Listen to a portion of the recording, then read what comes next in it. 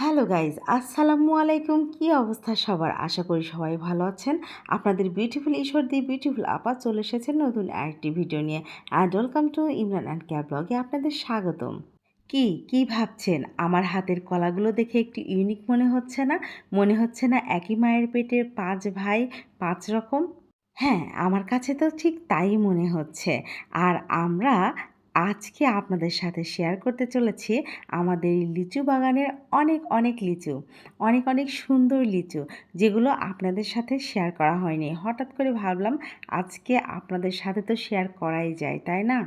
আমরা লিচু বাগানে যাচ্ছিলাম, আমার বড় জার মেয়ে, আপনাদের ভাইয়া, আমার ছেলে আর আমি।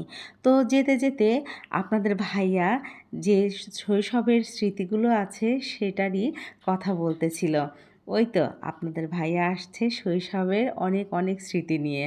সে বলছে, এই গাছের নিচে আমি এই খেলা করতাম, ওই গাছের নিচে ওই খেলা করতাম। সামনে বাঁশবাগানগুলো দেখিয়ে বলতেছে, এই বাঁশবাগানের নিচে কত আমরা গুলি খেলেছি। আসলে গুলি খেলা কি আপনারা কি চিনেন? ৯০ দশকে যারা আছেন অবশ্যই তারা বলতে পারবেন গুলি খেলা কাকে বলে। আর যারা বুঝতে পারবেন অবশ্যই কমেন্টে জানাবেন গুলি খেলেছেন কিনা আপনারা।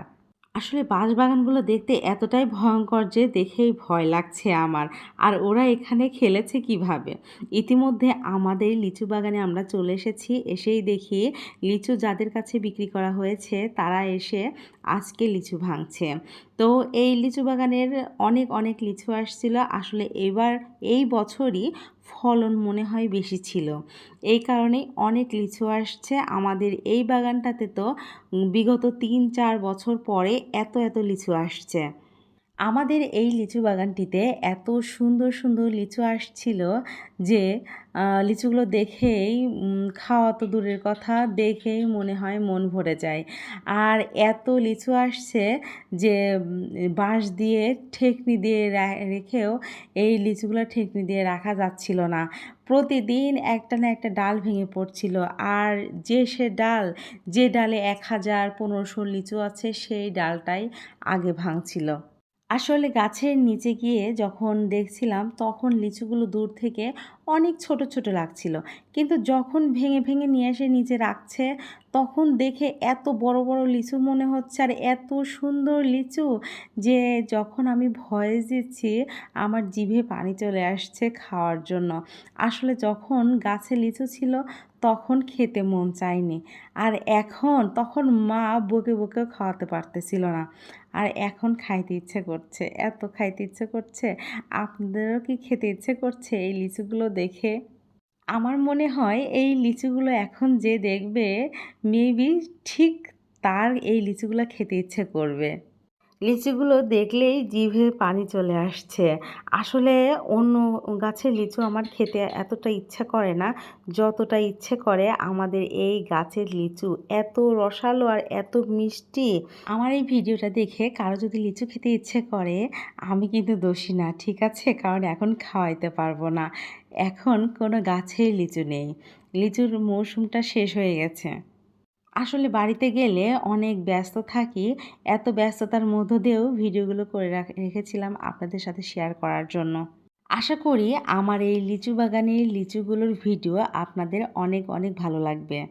কেন যেন লিচুগুলো দেখে একটু অন্যরকম শান্তি পেলাম। কারণ এই লিচু বাগানে গিয়েই ছোটবেলার কত স্মৃতি আছে।